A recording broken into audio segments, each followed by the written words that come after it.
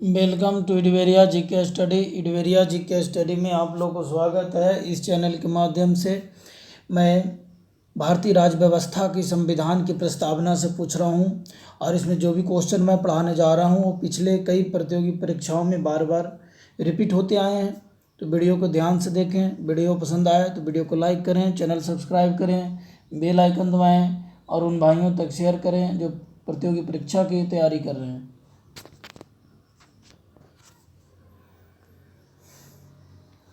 संविधान सभा के सदस्यों को निम्न में से किसने प्रत्यक्ष रूप से निर्वाचित किया?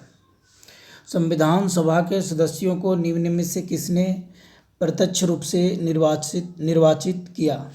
किसने निर्वाचित किया? प्रांतों की विधानसभा ने। प्रांतों की विधानसभा ने। प्रांतों की विधानसभा ने किसने निर्वाचित किया? प्रांतों की विधानसभा ने निर्वाचित किया। संविधान सभा के सदस्यों को निम्न में से किसने प्रत्यक्ष रूप से निर्वाचित किया? प्रांतों की विधानसभा। संविधान सभा में किस प्रांत का प्रतिनिधित्व सबसे अधिक था? बंगाल, चेन्नई, मुंबई या संयुक्त प्रांत? संयुक्त प्रांत का ज़्यादा था। संविधान सभा में किस प्रांत का प्रतिनिधित्व सबसे अधिक था? संयुक्त प्रांत का। संविधान सभा में किस देशी रियासत के प्रतिनिधि ने भाग नहीं लिया था? हैदराबाद का। संविधान सभा में किस देशी रियासत के प्रतिनिधि भाग नहीं लिया था? जूनागढ़ के नहीं, कश्मीर के नहीं, मैसूर के नहीं, हैदराबाद का भाग नहीं लिया था। बी आर अम्बेडकर का संविधान सभा में निर्वाचन हुआ था। कहाँ से हुआ था? पश्चिम बंगाल से। बी आर अम्बेडकर का संविधान सभा में निर्वाचन हुआ था। कहाँ से? पश्चिम बंगाल से हुआ था। बी आर अम्बेडकर का संविधान सभा में निर्वाचन हुआ था। कहाँ से? पश्चिम बंगाल से। बी आर अम्बेडकर का संविधान सभा में निर्वाचन हुआ था पश्चिम बंगाल से। मुस्लिम लीग ने किस कारण संविधान सभा का बहिष्कार किया? मुस्लिम लीग मुस्लिमों के लिए अलग संविधान सभा चाहता था। मुस्लिम लीग ने किस कारण संविधान सभा का बहिष्कार किया था? मुस्लिम लीग संविधान सभा का अध्यक्ष किसी मुस्लिम को बनाना चाहता था? नहीं। मुस्लिम लीग को संविधान सभा में उचित प्रतिनिधित्व नहीं मिला था? नहीं। उपयुक्त सभी? नहीं। मुस्लिम लीग मुस्लिमों के लिए एक अलग संविधान सभा चाहता था। मुस्लिम लीग मुस्लिमों के लिए एक अलग संविधान सभा चाहता था। मुस्लिम लीग मुस्लिमों के लिए एक अलग संविधान सभा चाहता था। संविधान सभा का चुनाव में निम्न से किस आधार पर हुआ? समान मताधिकार या सीमित मताधिकार या सर्व मताधिकार या वर्गीय मताधिकार? वर्गीय मताधिकार से हुआ। संविधान सभा का चुनाव निम्न से किस आधार पर हुआ? वर्गीय मताधिकार के ऊपर हुआ।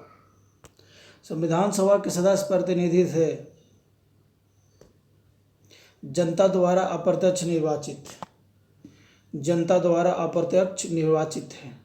संविधान सभा के सदस्य प्रतिनिधि थे जनता द्वारा अप्रत्यक्ष निर्वाचित।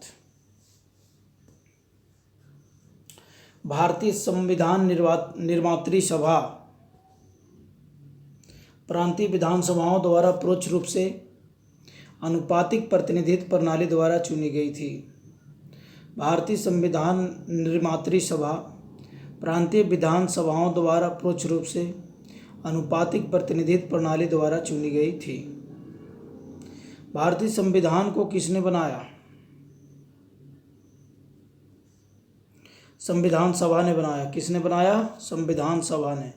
ब्रिटिश संसद ने नहीं, भारतीय संसद ने नहीं, गवर्नर जनरल ने नहीं।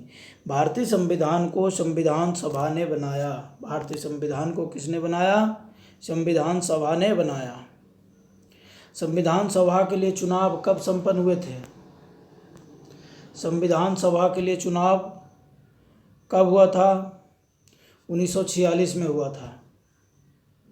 संविधान सभा के लिए चुनाव कब संपन्न हुआ था? 1946 में हुआ था। संविधान सभा के लिए चुनाव कब संपन्न हुआ था? 1946 में हुआ था।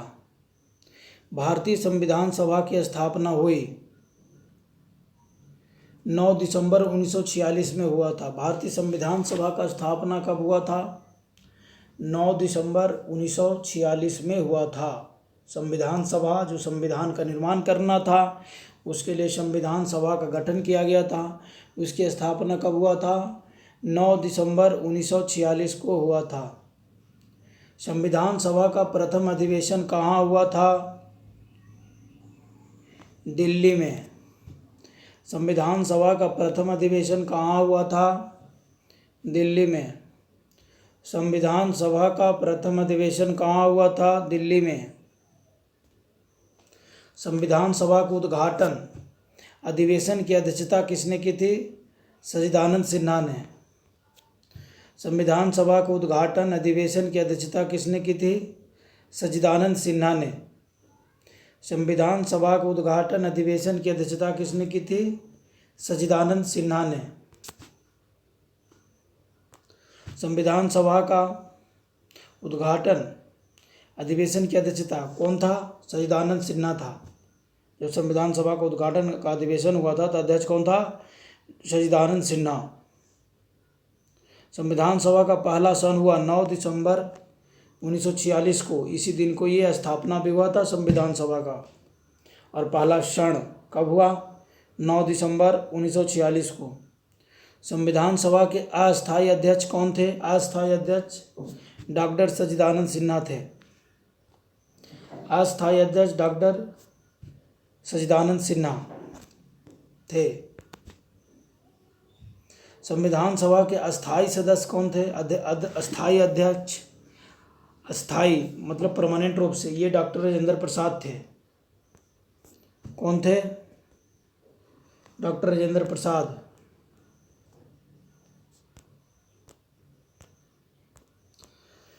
संविधान सभा के अस्थायी सदस्य मतलब परमानेंट जो थे डॉक्टर राजेंद्र प्रसाद थे। 11 दिसंबर 1946 को किसने संविधान सभा का अस्थायी अध्यक्ष चुना गया था? डॉक्टर राजेंद्र प्रसाद को 11 दिसंबर 1946 को संविधान सभा का परमानेंट अध्यक्ष चुना गया था, माने अस्थायी अध्यक्ष चुना गया था।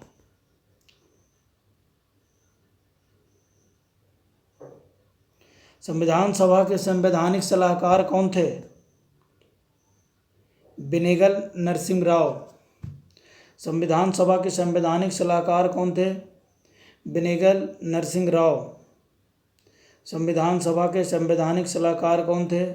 बेनेगल नरसिम्हा राव।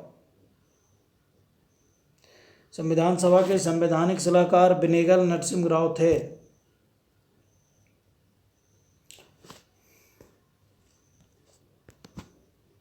संविधान सभा के संवैधानिक सलाहकार बेनेगल नरसिम्हा राव थे। संविधान सभा के चुने हुए अस्थायी अध्यक्ष कौन थे? संविधान सभा के अस्थायी अध्यक्ष, अस्थायी परमानेंट अध्यक्ष कौन था? डॉक्टर राजेंद्र प्रसाद था।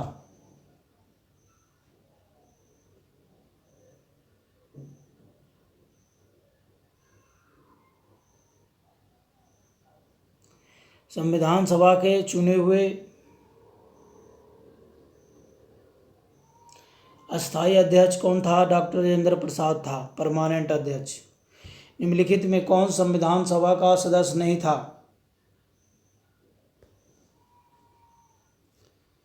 H.H. बेग।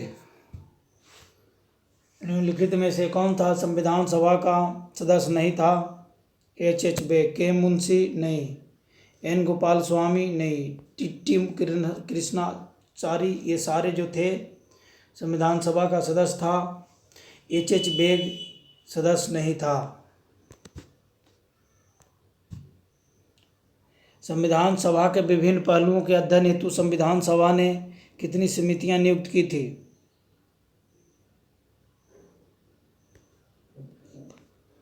13। संविधान के विभिन्न पहलुओं के अध्ययन हेतु संविधान सभा में कितनी समितियां नियुक्त की थी? 13। संविधान सभा के प्रारूप समिति की नियुक्ति कब की गई? मतलब मसविदा प्रारूप कैसा बनेगा उसका रूप तैयार किया गया कब? 29 अगस्त 1947 को संविधान सभा के प्रारूप मसविदा समिति की नियुक्ति कब की गई? उसका समिति का नियुक्ति कब की गई? 29 अगस्त 1947 को। भारतीय संविधान सभा की प्रारूप मसविदा समिति के अध्यक्ष थे डॉक्टर भीमराव अम्बेडकर। जो मसविदा राय मसविदा समिति का करना था उसका अध्यक्ष डॉक्टर भीमराव अम्बेडकर था। डॉक्टर भीमराव अम्बेडकर था। भारतीय संविधान के प्रारूप मसविदा समिति के अध्यक्ष थे डॉक्टर भीमराव अम्बेडकर।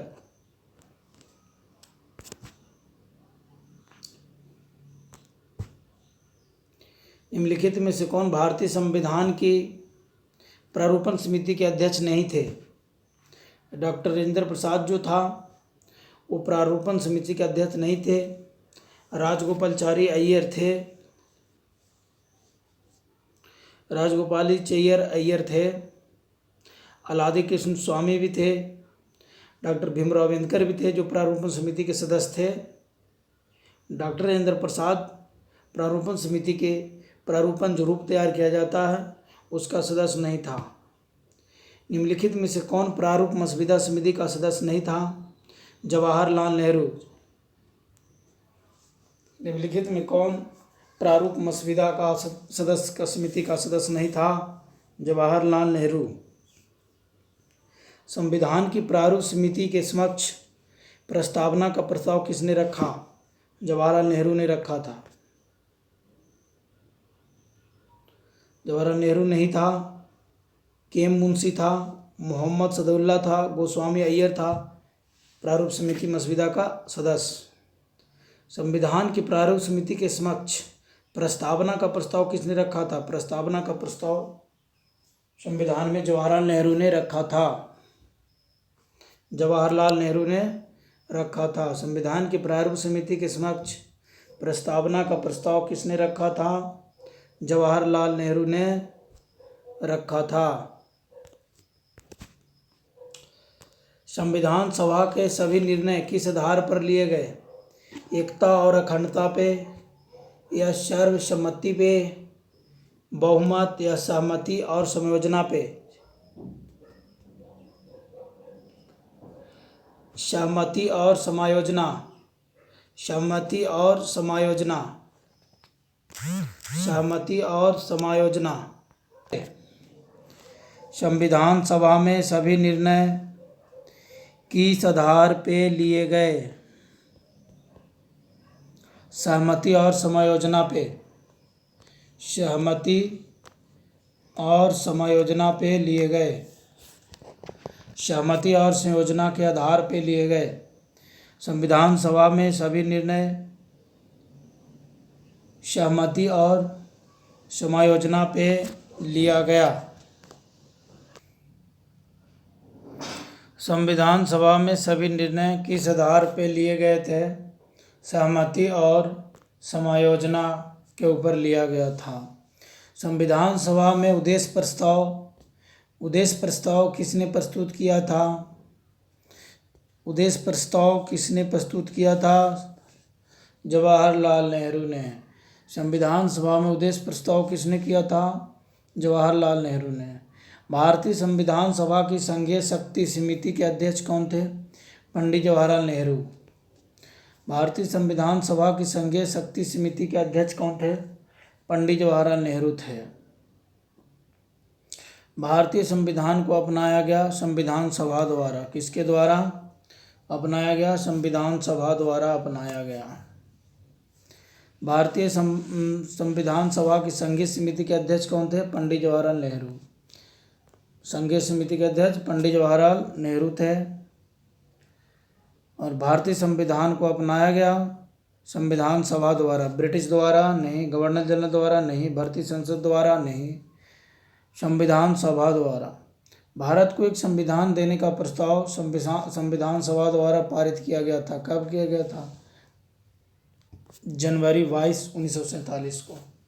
जनवरी 22, 1947 को भारत को एक संविधान देने का प्रस्ताव संविधान सभा द्वारा पारित किया गया था। जनवरी 22, 1947 को। राष्ट्रीय झंडे की अभिकल्पना को भारत की संविधान सभा में ग्रहण किया गया। कब किया गया था?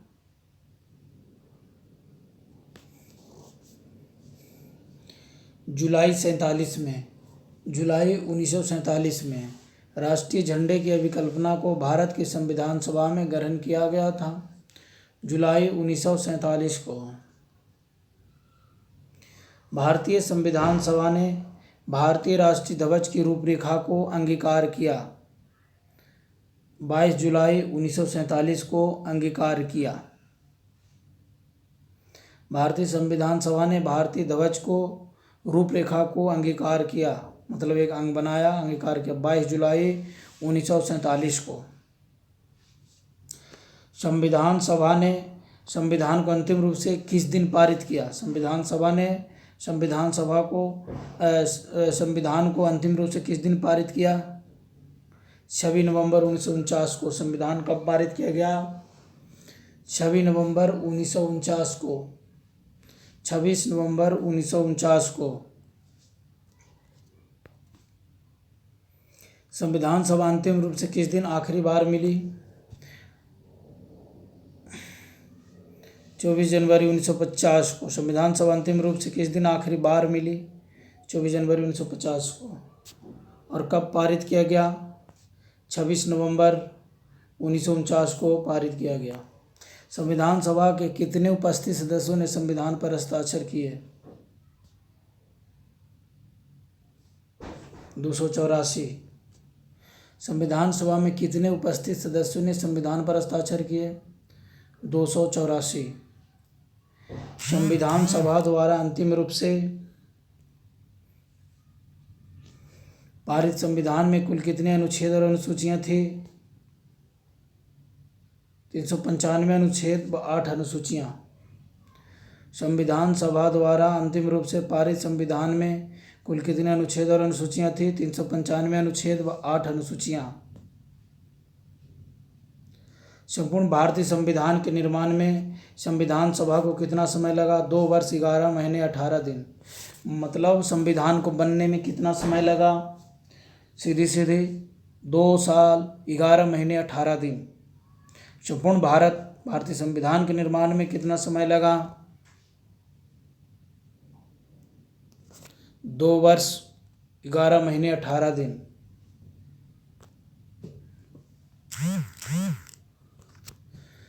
जिस संविधान सभा द्वारा भारत के संविधान का अधिनियम किया गया उसके सदस्य कौन थे? विभिन्न प्रांतों के विधानसभाओं द्वारा नामित। जिस संविधान सभा द्वारा भारत के संविधान का अधिनियम किया गया उसके सदस्य कौन थे? गवर्नर जनरल द्वारा नामित थे? नहीं। राजनीतिक दलों द्वारा नामित थे? नहीं। विभिन्न प्रांतों के विधानसभाओं द्वारा नामित था। भारत के लिए संविधान सभा की रचना हेतु संविधान सभा का विचार निम्नलिखित में से सर्वप्रथम किसने प्रस्तुत किया?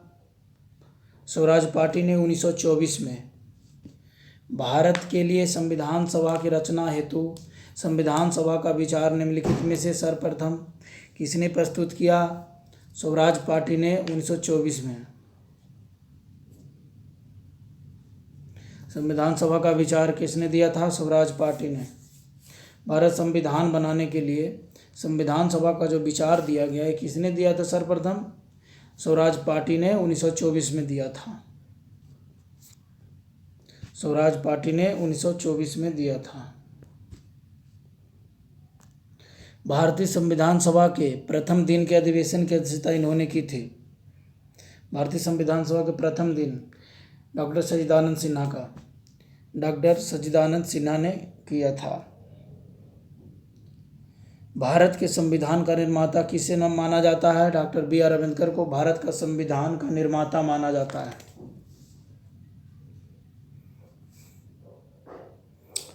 भारत के संविधान का निर्माता किसे माना जाता है? डॉक्टर बी आर अम्बेडकर को माना जाता है। संविधान पांडुलिखन समिति का निम्नलिखित में से कौन सदस्य नहीं था? जवाहरलाल नेहरू। संविधान पांडुलेखन समिति का निम्नलिखित में कौन सदस्य नहीं था? जवाहरलाल नेहरू नहीं था। भारत का संविधान लागू हुआ था 26 जनवरी 1950 को। भारत का संविधान कब लागू हुआ था? 26 जनवरी 1950 को। संविधान को 26 जनवरी के दिन लागू करने का निर्णय इसलिए लिया गया क्योंकि कांग्रेस ने इस तिथि को 1930 में स्वतंत्रता दिवस के रूप में मनाया था। 26 जनवरी को इसलिए लागू किया गया क्योंकि इसी दिन कांग्रेस ने 26 जनवरी के दिन 1930 में स्वतंत्रता दिवस के रूप में मनाया था। भारतीय संविधान सभा में महिलाओं सदस्यों की संख्या कितनी थी?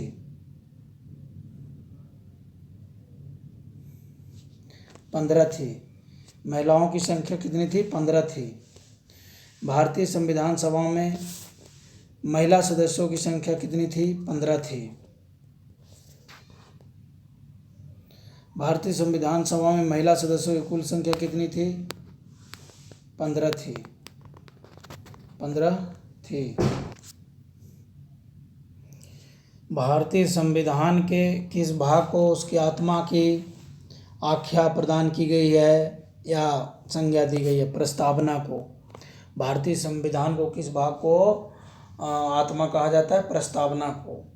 संविधान निर्माताओं ने किस पर विशेष ध्यान दिया था? प्रस्तावना पर, मौलिक अधिकार पर, मूल कर्तव्य पर या नीति निर्देशक तत्व पे? प्रस्तावना पर। संविधान निर्माताओं ने जो संविधान का निर्माण किया उन लोगों ने किस पर विशेष ध्यान दिया था? प्रस्तावना पे विशेष ध्यान दिया था।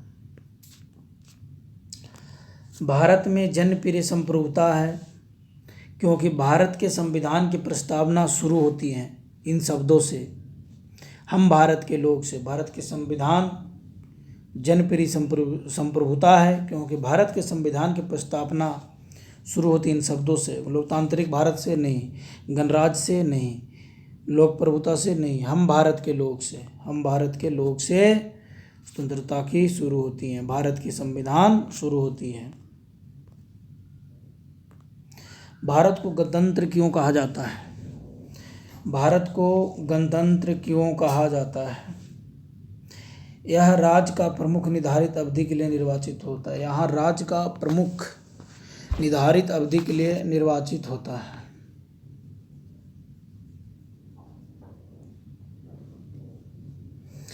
यह राज्य का प्रमुख निर्धारित अवधि के लिए निर्वाचित होता है।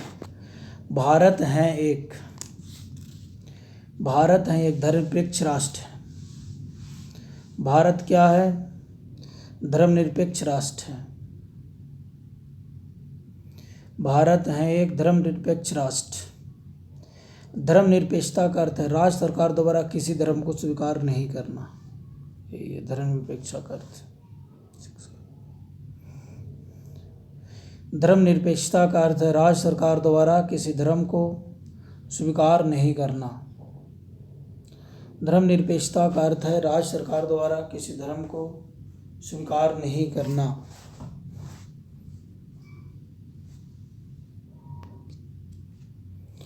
धर्मनिरपेक्षता का अर्थ है राज्य सरकार द्वारा किसी धर्म को स्वीकार नहीं करना। राज्य सरकार द्वारा किसी धर्म को स्वीकार नहीं करना। भारत एक धर्मनिरपेक्ष राज्य है। इसका मतलब है भारतीय राज्य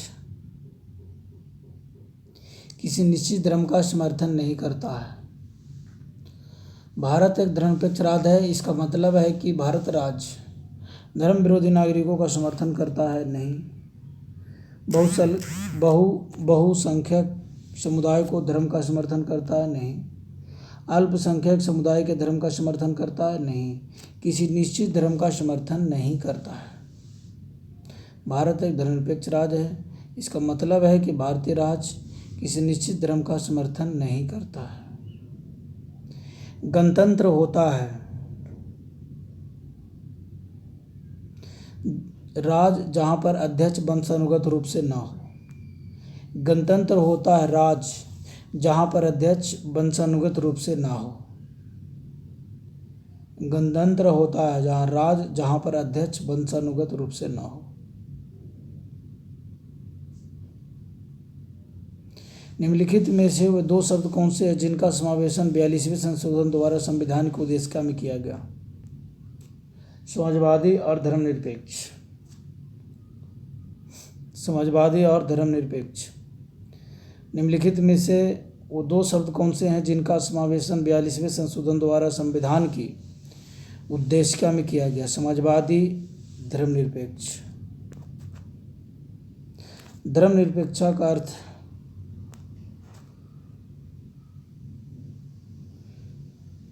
गणतंत्र होता है। क्या होता है? राज्य जहाँ पर अध्यक्ष वंशानुगत नहीं हो। निम्नलिखित में वो दो शब्द कौन से हैं जिनका समावेशन 42वें संशोधन द्वारा संविधान को उद्देशिका में किया गया? समाजवादी, धर्मनिरपेक्ष। भारतीय संविधान की प्रस्तावना में भारत को किस रूप में घोषित किया गया? एक प्रभुत्व संपन्न समाजवादी धर्मनिरपेक्ष प्रजातांत्रिक गणराज्य।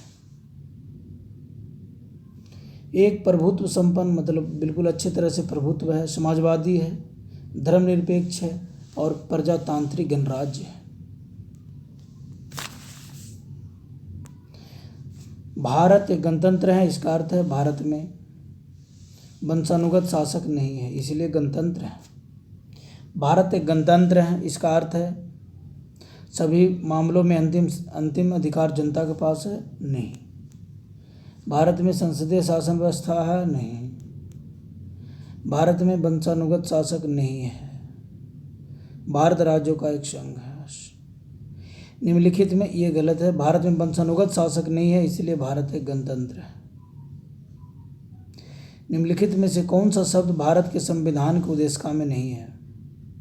समाजवादी, धर्मनिरपेक्ष, प्रभुत्व संपन्न, यह है उद्देशिका में। लोक कल्याण नहीं है। कल्याणकारी राज्य का उद्देश्य है। कल्याणकारी राज्य का उद्देश्य है कमजोर वर्गों के कल्याण का प्रबंध करना। कल्याणकारी राज्य का उद्देश्य है कमजोर वर्गों के कल्याण का प्रबंध करना। कल्याणकारी राज्य का उद्देश्य है कमजोर वर्गों के कल्याण का प्रबंध करना।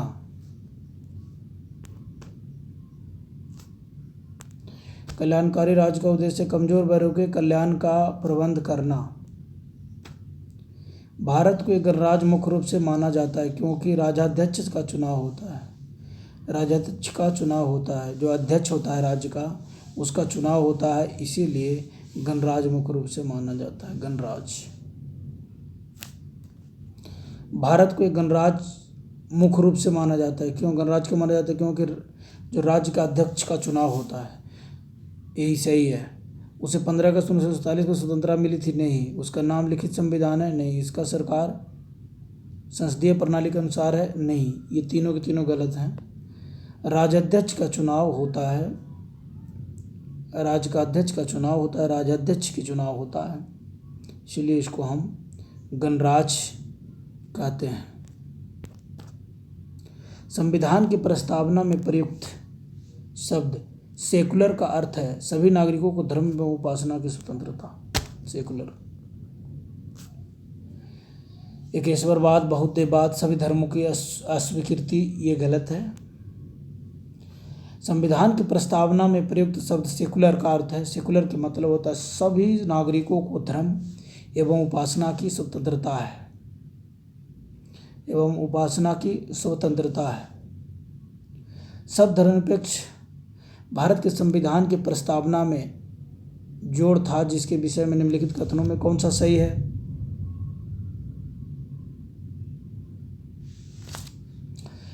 वर्ष 1946 में जोड़ा गया था, ये सही है। शब्द धर्मनिरपेक्ष संविधान की प्रस्तावना में जोड़ा गया। धर्मनिरपेक्ष तो ये 1976 में जोड़ा गया था और 42वें संविधान संशोधन में जोड़ा गया था। 1976 में 42वें संविधान संशोधन में जोड़ा गया था धर्मनिरपेक्ष शब्द प्रस्तावना में। भारतीय संविधान की प्रस्तावना में लिखित हम भारत के लोग, we are people of India से क्या अर्थ निकलता है?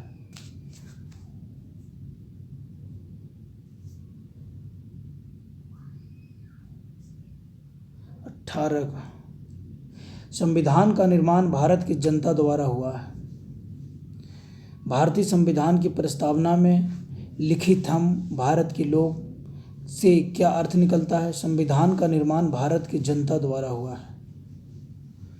भारतीय संविधान की प्रस्तावना में लिखित हम भारत के लोग का अर्थ है संविधान का निर्माण भारत की जनता द्वारा हुआ है। समाजवाद का अर्थ है सामाजिक न्याय, सामाजिक नियंत्रण नहीं, राष्ट्रीयकरण नहीं, सामाजिक स्पर्धा नहीं, सामाजिक न्याय। समाजवाद का अर्थ है सामाजिक न्याय।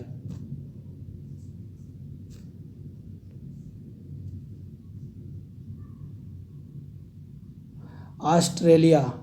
भारतीय संविधान में समवर्ती सूची किसके संविधान से ली गई है? ऑस्ट्रेलिया। भारतीय संविधान में समवर्ती सूची किसके संविधान से ली गई है? ऑस्ट्रेलिया। भारतीय संविधान में समवर्ती सूची किसके संविधान से ली गई? ऑस्ट्रेलिया से। समवर्ती सूची, भारतीय संविधान में समवर्ती सूची कहाँ से लिया गया?